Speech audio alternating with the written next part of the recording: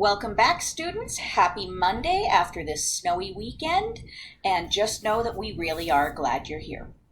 All right, this week we're going to talk about the classification of living things. That means we're really talking about how do we sort, how do we organize when there are so many things on the planet Earth.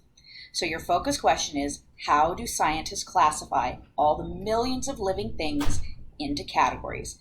And of course, we're trying to help you out by making the really important things green so that you know what to write. All right, next, when we organize, we have to start with some really big groups. And the really big ones are called domains. And they include most things, okay? Now, the very first way that we organize is what kind of cells are we looking at? If you are looking at a eukaryote, that is a type of cell that's pretty organized. It has a membrane around the DNA, around the instructions that are inside the cells. So everything's always right where it needs to be, and it's organized. Prokaryotes, on the other hand, are a little less organized. Everything's there, it's just kind of willy-nilly all inside the cell. And so it's a little less organized. And that's one of the ways that we organize into domains, is by prokaryote and eukaryote. If you want to look at a picture, you can see the one at the top is a eukaryote, and you can see that we've got our nucleus in blue, and it's got an orange membrane around it to keep everything inside so that all the instructions are right there when the cell needs them. On the other hand, the prokaryote below that has all the information. It's just kind of all over the place. It's there, it's just not organized. Then when we look at those prokaryotes and eukaryotes, we basically sort them into two domains. The first big one that's up towards the top is our organized eukaryotes. Those are the ones that have a membrane around their DNA. And if you look at some of the things that are in there, that's things like animals, plants, fungus, and a bunch of other things that you already kind of know what they are. On the other hand, the other big domain, the prokaryotes, those are the ones that you are less familiar with.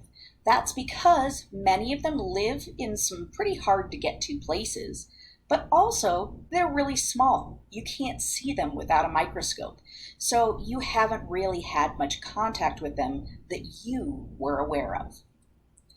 When we look at the big way to organize all of this, we've got essentially everything all together related at the bottom, but then as you look at it, we start dividing things up. So we've got bacteria and archaea, and some people say it archaea, it's fine by the way, that are in one kind of domain. That's your prokaryotes. And then everything in blue, or maybe you want to call it a different color like purple, those are your eukaryotes. That's your plants, your fungus, your animals, and your protists. We'll talk more about them as we go. All right, going back to domains and kingdoms. Domains are the really, really big groups, and kingdoms fit inside of domains. Anything, therefore, that is in a domain can be sorted into one of the smaller kingdoms. There are 6 kingdoms right now. When I learned about kingdoms, there was only 5. And when my teacher learned about kingdoms, he said that there was only 3. I've heard arguments that the number may change at some point, but I think for now, during your lifetime, you'll only need to worry about 6. These are the 6: animals, plants, fungi, protists, eubacteria, archaebacteria. All right, for the prokaryote domain, that's the really big one that had the 2 circles in it. So it says these are the ones that are simple. They don't have a membrane to go around their DNA. And these are the ones you'd have to have a microscope to look at. And the big thing you need to know about archaea, first of all, the root word is archaic, meaning really old. And we think that this is kind of the oldest form of life on the planet. And essentially, that's the big thing you need to know. But they are not as closely related to you as some other things, because notice it says that they do not require sunlight, they do not need oxygen, and they breathe or give off of, as their waste, methane gas. So they're pretty different than you and me compared to some other things like plants and animals. Then when we look at bacteria, these are the things that you've heard of before because you know that they make you sick. And you can see that we sort them by shape and size. And so we've kind of got round ones, we've kind of got rod-shaped ones, we've got spiral-shaped ones. And that's why when you go to the doctor, they want to take a little sample, they might swab your cheek or something, and they then want to look at it under the microscope, see what shape it is, and then based off of your symptoms and what they see, they can usually tell what kind of infection you have from bacteria. So anyway, there are lots and lots of these around. You just can't see them well.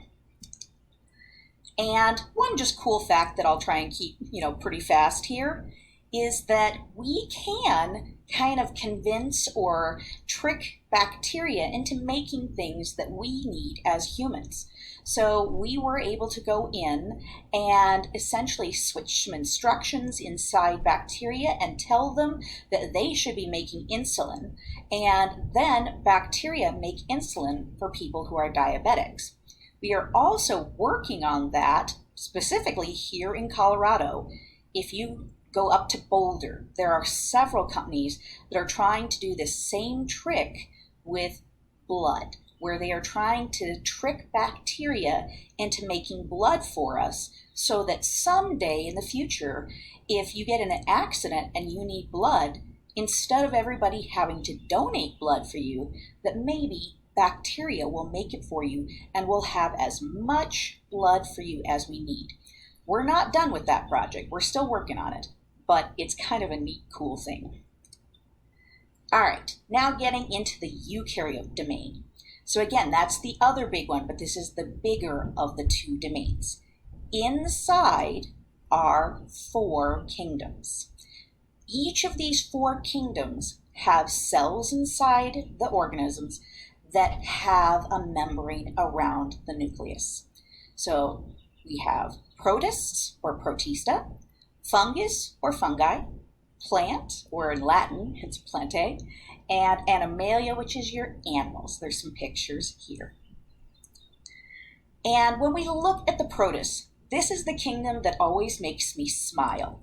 And the reason why is because this is kind of the category where everything that scientists aren't really sure how it fits, everything kind of goes in this category. You can see at the bottom, we said protists are eukaryotes that aren't animals, they're not fungus, and they're not plants. So I have to remember my teacher always saying, this is the junk drawer category. Everything just goes in here if it doesn't fit somewhere else. But they are eukaryotes. They do have a membrane around the nucleus. Some of them have mitochondria, some of them have chloroplasts, and some of them are unicellular, but some are not. So this kingdom, like I said, it's not very well organized, but it makes me smile. All right, fungus. So when we look at fungus, a lot of people mistake them for plants, but they're not. They do not have chloroplasts, so they can't do photosynthesis. They cannot get energy from the sun. They get their energy from plants, animals, other things that are decomposing. And so that's where they get their energy. A lot of times, plants and fungus will team up, and the plants will give some food to the fungus, and the fungus will give some minerals from the soil or other things they've decomposed to the plants. And that way they both help each other out. All right, kingdom plants. There's a lot of things in this category, and not all of them have flowers, though that's the picture we found. And they are multicellular, meaning they have more than one cell for each plant. They do have a nucleus in each of their cells, and they do photosynthesize. Even if it's something like a carnivorous plant, where it might be able to eat flies, it still gets most of its energy from the sun. A carnivorous plant is able to live on maybe 1 or 2 flies for an entire year, so it's really not getting its energy from eating. All right, last kingdom, the one that you probably think is your favorite because you're in it. You're an animal, so this is where you live. So when we look at animals, there's so many of them that we then, of course, are going to have to classify them some more.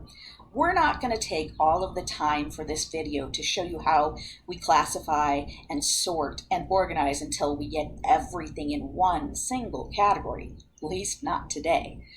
But we would probably start with the very first thing, which is they do have membranes around the nucleus inside their cells.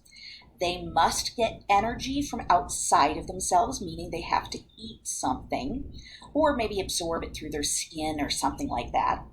And when we start to put it into smaller categories, you can see that Miss Vigil picked a picture here where she said, all right, we're going to sort things into things that have a backbone or a spinal cord and things that do not. And that's one of the ways we start to sort things that are all alive. That's it, folks. We'll continue with it next week. Just remember, if you have questions, feel free to send us an email, or if your teacher's already set up to have some kind of office hours, you are welcome to drop in and ask your questions. Just like you guys are missing us, we're missing you too. Have a great week.